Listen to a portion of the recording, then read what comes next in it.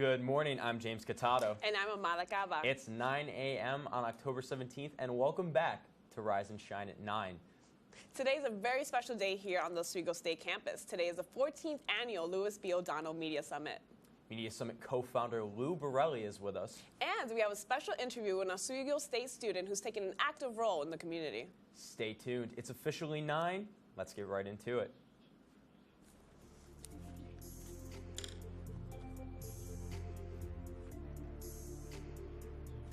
Today is the 14th anniversary of the summit. Since 2005, SUNY Oswego has been welcoming back alumni and the like to discuss different topics, all related to different social aspects of the media. Today's theme is Viral Voices, Advocacy in the Digital Age. Founded by two of our alumni, Lou Borelli, class of 1977, and Al Roger, class of 1976. The panelists will be discussing how digital and social media have shaped society when it comes to introducing new movements. And we have seen a lot of those movements arise in 2017 and 2018. It's been just an influx of movements. One specifically that I want to highlight is the Me Too movement as they're reaching their one-year anniversary.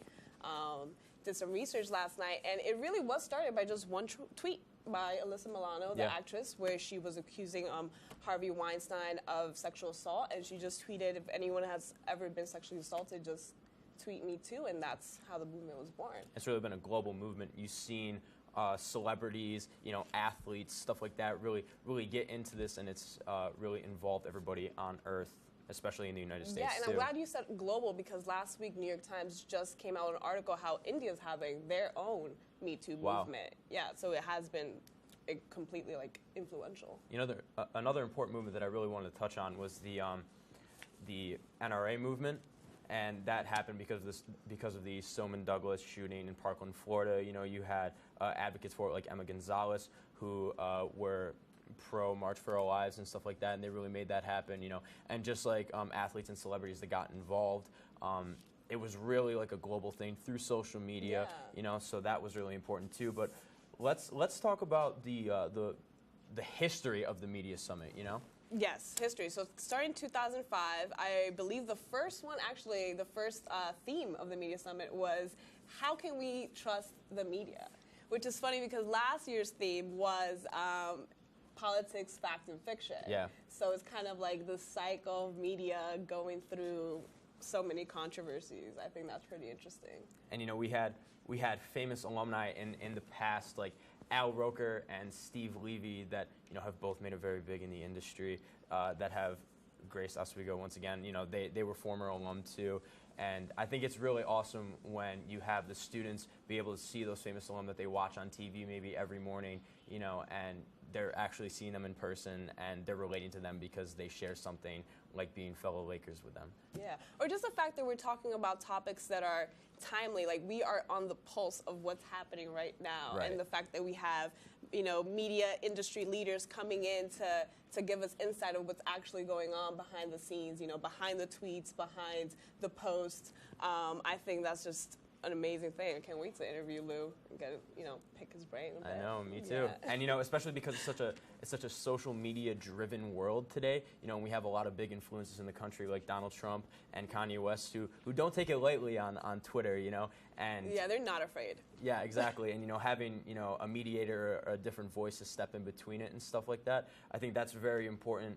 And I think that today's Media Summit is going to be a very good example of that. I'm so glad you touched upon that. I think that's why this is kind of hard to talk about digital advocacy, because there's always two polar extreme sides. And I'm interested to see how this is going to even itself out in a sense. When are we going to get a mediator? When are we going to get to talk about, talk about these things without people yelling, if that makes any sense, without people barking at each other. So hopefully they can touch upon that today, the panelists, no pressure. It's going to be a lot of fun, but let's check in with our Storm Team 10 meteorologist, Joe Champagne, to find out how today's looking. Joe, how's it going? It's not too bad across the area. We're waking up with temperatures in the low to mid 40s. The sun is out currently. Those showers have passed by. Taking a look at the current satellite and radar, you can see here, we did just have a round of showers come through, but that has worked off to our east. Those showers do continue to work into western New York, and that will be our main story for today. Showers, cloudy conditions, highs high around 49, gusty winds 15 to 25 miles an hour. I'll have more weather coming up after the break. Stay tuned. Welcome back to Rise and Shine at 9. Today we have a very special guest. It's our pleasure to welcome the co-founder of the Louis B. O'Donnell Media Summit into the studio, Mr. Lou Borelli. Thank you. Thanks for coming on today, Lou. Hey, you know, this is my favorite day of the year. I wouldn't miss it for the world. Let's get right into it. We're going to take a stroll down memory lane. Oh, honey, please not. Oh, let's do it. We're going to start with a little yearbook photo that we had. We just want to confirm that it's you. You know, Okay.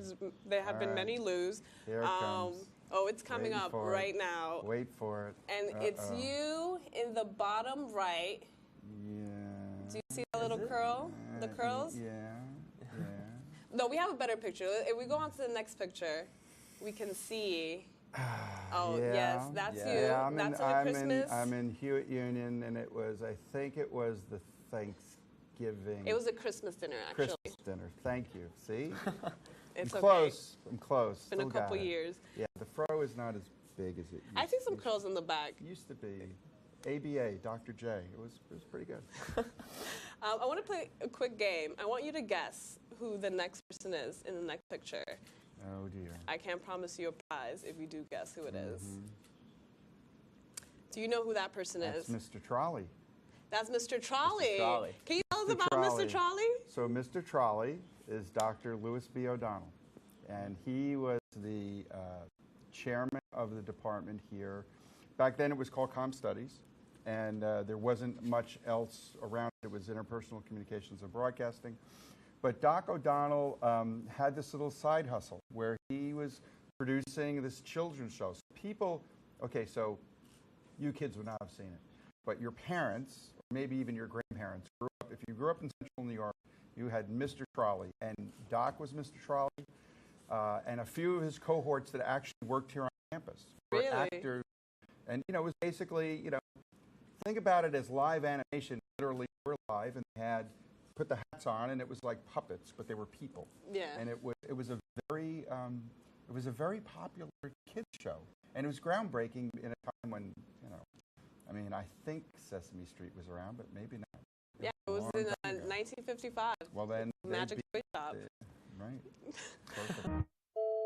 Meet Daphne, your not-so-typical biology junior from New York City. I had the opportunity to spend an afternoon with her, and here's how it went. So Daphne, thank you for joining me today. Tell me a little bit about yourself. Yeah, so I mean, I think like everyone, I have an unhealthy obsession with Netflix. So I spend a lot of my time on there, but when I'm not, when I'm trying to give my eyes a break, I usually arts and crafts, and I really love scrapbooking. So I take this sort of like that excitement and that fun, and I bring it to my planning, my everyday sort of schedule as to how I manage my work and other things that I'm doing, and it just helps me sort of keep everything in check. You sound like a very busy person. Why is it that you're so busy? Been an absolutely crazy year. Actually, not even a year. It's only been about 8 months. But in that 8 months, my life has completely changed. So starting, I can really pinpoint it to February 14th of this year. On that day, the school of Marjorie Stoneman Douglas was, they became a victim of gun violence. It was an incident that shook the country and also inspired a national debate about gun regulation. Marches and rallies all around the country started popping up. Daphne knew that if she wanted to set change, she had to go, and she wasn't alone.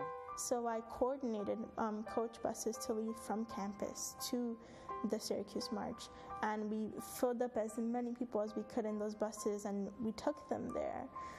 And I had never sort of organized anything of this scale before, but I wasn't going to let that stop me, because there's people who aren't here anymore, and they don't have voices, but we can be their voice. And I knew I couldn't stop until I got there. I got to the march. And Daphne didn't stop. This was only the beginning. I organized the New York City Sister March of National March on the NRA. So we shut down a plaza in New York City on the Upper East Side, and we had a staging, and we had speakers come out. So we had speakers from organizations like Gays Against Guns, which was created shortly after the Pulse nightclub shooting, and they are amazing, amazing activists that are taking up the stance of gun violence prevention from a personal standpoint. At the event, something that we do in a lot of these events is something called the die-in. So basically, it's a physical protest where you lie on the ground and you basically sort of become a victim of gun violence. You act as if you're one of the dead or one of the injured. And we laid there and we spoke names of victims of gun violence. And something that's really integral to this whole community is recognition and remembrance that we are not fighting for this as a selfish cause. We're fighting for the people who are here today, but for the people who are no longer here as well. How has social media helped you accomplish all the amazing things that you have accomplished? As a generation, our stories couldn't get out there if it wasn't for platforms like Twitter and Instagram and Facebook. And I mean, that's how I've made so many of my initial connections with activists across the country, sending a DM and say, hey, you're doing this amazing thing in your community. How can I help you? What are some behind the scenes aspects about being an activist that most of the general public doesn't know about? We want to remind people that we are still kids, you know? And we can go out there and interview our butts off and come at you with statistics, but we also like to sleep until 2 o'clock in the afternoon, and we're equally as obsessed with Netflix as we were before all this stuff happened to us. And I think people forget that, when they're sending death threats and they're telling your families that they've raised horrible individuals, and they threaten you physically with their weapons. People don't remember that we're just kids. I always argue with my mom because, she's concerned about how I'm juggling activism and, schoolwork at the same time. And I tell her, it may not be a paid bachelor's education that I'm learning at, being an activist, but I mean, I'm engaging in public speaking, I'm doing logistical organizations, I'm talking with mayors and governors across the country, I am learning at the same time. Do you see yourself being an activist for life now? Yes, I do. I think the great thing about gun violence prevention is that it's opened up the doors for youth across the country to find what it is that they believe in. Gun violence prevention is an important issue to me, but I have tons of other issues that I find I'm really passionate about. And I've been able to use my skills as an activist to put my passion into other things that I want to see change arise in. The whole issue with the Supreme Court nominee, I've also been incredibly active in that sector as well, helping to organize and lead protests in Washington. And I think once you learn the skills of how to organize and how to properly sort of make sure that change gets enacted in something that you believe in, the sky's the limit. Amada Gaba for WTOP 10. Thank you again, Daphne, for letting me interview you. What a great story. And if you're going to the Media Summit today, we're going to have workshops going all day. We're going to have a pre-show here at WTOP at the actual summit at 2 o'clock, and then the actual panel itself will be at 3 o'clock. To have all the information, you can go to mediasummit.org. Have a great day. Thanks for waking up with us.